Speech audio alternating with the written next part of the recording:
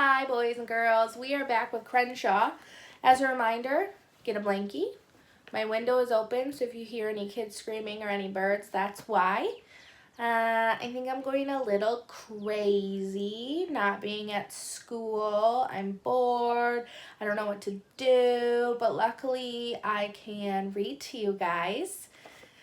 So we're going to keep reading Crenshaw, and we're starting on chapter 5. The first time I met Crenshaw was about 3 years ago, right after first grade ended. It was early evening, and my family and I had parked at a rest stop off a highway. I was lying on the grass near a picnic table, gazing up at the stars blinking to life. I heard a noise, a wheels-on-gravel skateboard sound.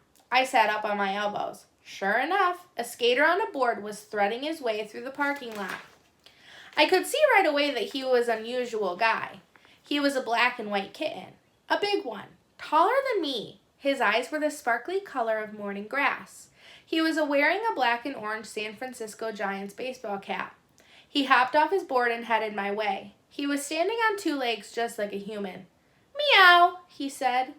Meow, I said back because it seemed polite. He leaned close and sniffed my hair. Do you have any purple jelly beans? I jumped to my feet. It was his lucky day. I just happened to have 2 purple jelly beans in my jeans pocket. They were a little smushed, but we each ate one anyway. I told the cat my name was Jackson. He said, yes, of course it is. I asked him what his name was. He asked what did I want his name to be. It was a surprising question, but I had already figured out he was a surprising guy. I thought for a while. It was a big decision. People care a lot about names. Finally, I said, Crenshaw would be a good name for a cat, I think. Or Carl, maybe. He didn't smile because cats don't smile, but I could tell he was pleased. Crenshaw it is, he said. Chapter 6. I don't know where I got the name Crenshaw. No one in my family has ever known a Crenshaw. We don't have any Crenshaw relatives or Crenshaw friends or Crenshaw teachers. I'd never been to Crenshaw, Mississippi or Crenshaw, Pennsylvania or Crenshaw Boulevard in Los Angeles. I'd never read a book about a Crenshaw or seen a TV show with a Crenshaw in it. Somehow Crenshaw just seemed right. Everybody in my family was named after somebody or something else. My dad was named after his grandpa, my mom was named after her aunt, my sister and I weren't even named after people, we were named after guitars. I was named after my dad's guitar. It was designed by a manufacturer called Jackson. My sister was named after the company that made my mom's guitar. My parents used to be musicians. Starving musicians is what my mom calls it. After I was born, they stopped being musicians and became normal people. Since they'd run out of instruments, my parents named our dog after a famous singer called Aretha Franklin. That was after Robin wanted to name her fairy princess Cutie Pie, and I wanted to call her dog. At least our middle names came from people and not instruments. Orson and Marybelle were my dad's uncle and my mom's great-grandma. Those folks are dead, so I don't know if they're good names or not. Dad says his uncle was a charming curmudgeon, which I think means grumpy with some niceness thrown in. Honestly, another middle name might have been better. A brand new one that wasn't already used up. Maybe that's why I liked the name Crenshaw. It felt like a blank piece of paper before you draw on it. It was an anything's possible kind of name. There's Crenshaw again. Chapter 7. I don't exactly remember how I felt about Crenshaw the day we met. It was a long time ago. I don't remember lots of stuff about what happened when I was young. I don't remember being born or learning to walk or wearing diapers, which is probably not something you want to remember anyway. Memory is weird. I remember getting lost at the grocery store when I was 4, but I don't remember getting found by my mom and dad, who were yelling and crying at the same time. I only know that part because they told me about it. I remember when my little sister first came home, but I don't remember trying to put her in a box so we could mail her back to the hospital. My parents enjoy telling people that story. I'm not even sure why Crenshaw was a cat and not a dog or an alligator or a Tyrannosaurus Rex with 3 heads. When I try to remember my whole entire life, it feels like a Lego project where you're missing some of the important pieces, like a robot minifigure or a monster truck wheel. You do the best you can to put things together, but you know it's not quite like the picture on the box. It seems like I should have thought to myself, wow, a cat is talking to me?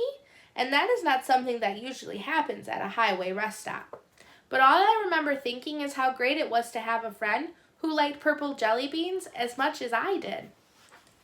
There's Crenshaw again. He's very cute. Chapter 8. Although I don't know if I would like a cat that was as tall as me. That'd be kind of weird. I like to cuddle cats, not look at them eye to eye. Chapter 8. A couple of hours after the mysterious jelly bean appearance during cereal ball, my mom gave Robin and me each a grocery bag. She said they were for our keepsakes. A bunch of our things were going to be sold at a yard sale on Sunday, except for important stuff like shoes and mattresses and a few dishes. My parents were hoping to make enough money to pay some back rent and maybe the water bill too. Robin asked, "What is a keepsake?" My mom said it's an object you treasure. Then she said things don't really matter as long as we have each other. I asked what were her keepsakes and my dad's. She said probably their guitars would be at the top of the list and maybe books, because those were always important. Robin said she would bring her Lyle book for sure. My sister's favorite book in the world is The House on East 88th Street. It's about a crocodile named Lyle who lives with the family. Lyle likes to hang out in the bathtub and walk the dog. Robin knows every word of that book by heart. Later, at bedtime, my dad read the Lyle book to Robin.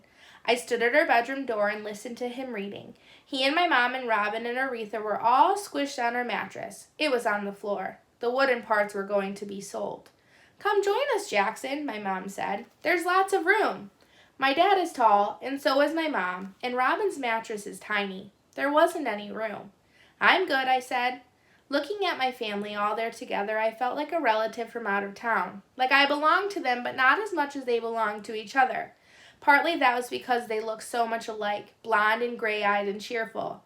My hair and eyes are darker, and sometimes so is my mood. Emptied out, it didn't look like Robin's room anymore, except for her pink lamp, and the marks on the wall that showed how much she had grown, and the red spot on the carpet where she'd spilled cranberry apple juice. Robin was practicing her t-ball batting, and she got a little carried away. "Swish, swash, splash, sploosh," read my dad. "Not sploosh, Daddy," Robin said. "Smoosh, splish, swash?" "Stop being silly," she said. She poked him in the chest. "It's swoosh, swoosh, I tell you."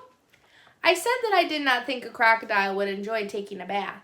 I just read a whole library book about reptiles. My dad told me to go with the flow. "Did you know that you can hold a crocodile's jaws closed with a rubber band?" I asked. My dad smiled. I wouldn't want to have been the first person who tested that theory. Robin asked my mom if I had a favorite book when I was little. She didn't ask me because she was pouting about my bathtub comment. My mom said, "Jackson really liked A Hole is to Dig." "Remember that book, Jackson? We must have read that to you a million times." "That's more like a dictionary than a made-up story," I said. "A brother is to help you," my mom said, which was a line from the book. "A brother is to bug you," said Robin, which was not a line from the book. "A sister is to drive you slowly insane," I replied. The sun was beginning to set. The sky was tiger-colored with stripes of black clouds. "I have to get my stuff ready for the yard sale," I said. "Hey, stick around, dude," said my dad. "I'll read A Hole is to Dig, assuming we can find it, that is." "I'm way too old for that book," I said, even though it was the first thing I'd put in my keepsakes bag. "Lyle, one more time," Robin said. "Please, please, please, please, please." "Dad," I asked, "did you buy some purple jelly beans?" "Nope." "Then where did they come from? The ones in Robin's t-ball cap. It doesn't make any sense." "Robin went to Kylie's birthday party yesterday," said my mom. "Did you get them there, Sweet Pea?" "Nope," Robin said. "Kylie hates jelly beans. And anyway, I told you they were magic, Jackson." "There's no such thing as magic," I said. "Music is magic," said my mom. "Love is magic," said my dad. "Rabbits in a hat are magic," said Robin. "I would put Krispy Kreme donuts in the magic category," said my dad. "How about the smell of a new baby?" asked my mom. "Kitties are magic," Robin yelled. "Indeed," said my dad, scratching Aretha's ear. "And don't forget dogs." They were still going at it when I shut the door. Let's see if we have time for one more. One more. Chapter 9. I love my mom and my dad, and usually my sister, but lately they'd really been getting on my nerves. Robin was a little kid, so of course she was annoying. She'd say things like, "What if a dog and a bird got married, Jackson?" Or sing Wheels on the Bus 3,000 times in a row, or steal my skateboard and use it for a doll ambulance. The usual little sister stuff. My parents were more complicated. It's hard to explain, especially since I know this sounds like a good thing, but they were always looking on the bright side, even when things were bad. And they'd been bad a lot, they joked. They acted silly. They pretended everything was fine. Sometimes I just wanted to be treated like a grown-up. I wanted to hear the truth, even if it wasn't a happy truth. I understood things. I knew way more than they thought I did. But my parents were optimists. They looked at a half glass of water and figured it was half full, not half empty. Not me. Scientists can't afford to be optimists or pessimists. They just observe the world and see what it is. They look at a glass of water and measure 3.75 ounces or whatever, and that's the end of the discussion. Take my dad. When I was younger, he got sick, really sick. He found out he has this disease called multiple sclerosis. Mostly he has good days, but sometimes he has bad ones when it's hard to walk and he has to use a cane. When he learned he had MS, my dad acted like it was no big deal, even though he had to quit his job, which was building houses. He said he was tired of listening to hammering all day long. He said he wanted to wear fancy shoes instead of muddy ones. And then he wrote a song about it called The Muddy Shoes Blues. He said he might work from home, so he taped a sign on the bathroom door that said Office of Mr. Thomas Wade. My mom put a sign next to it that said I'd rather be fishing. And that was that. Sometimes I just want to ask my parents if my dad is going to be okay, or why we don't always have enough food in the house, or why they've been arguing so much. Also, why I couldn't have been an only child. But I don't ask. Not anymore. Last fall, we were at a neighborhood potluck dinner when Aretha ate a baby's disposable diaper. She had to spend 2 nights at the vet's until she pooped it out. Poop in, poop out, my dad said when we picked her up. It's the cycle of life. The cycle of life is expensive, my mom said, staring at the bill. Looks like rent's going to be late again this month. When we got to the car, I came right out and asked if we had enough money for stuff. My dad had said not to worry, that we were just a little financially challenged. He said sometimes it's hard to plan for everything, unless you have a crystal ball and can see the future. And if I knew someone with a crystal ball, he would love to borrow it. My mom said something about winning the lottery, and my dad said if they won the lottery, could he please get a Ferrari? And she said, how about a Jaguar? And then I could tell they wanted to change the subject. I didn't ask any more hard questions after that. Somehow I just knew my parents didn't want to give me the hard answers. That's the end for today.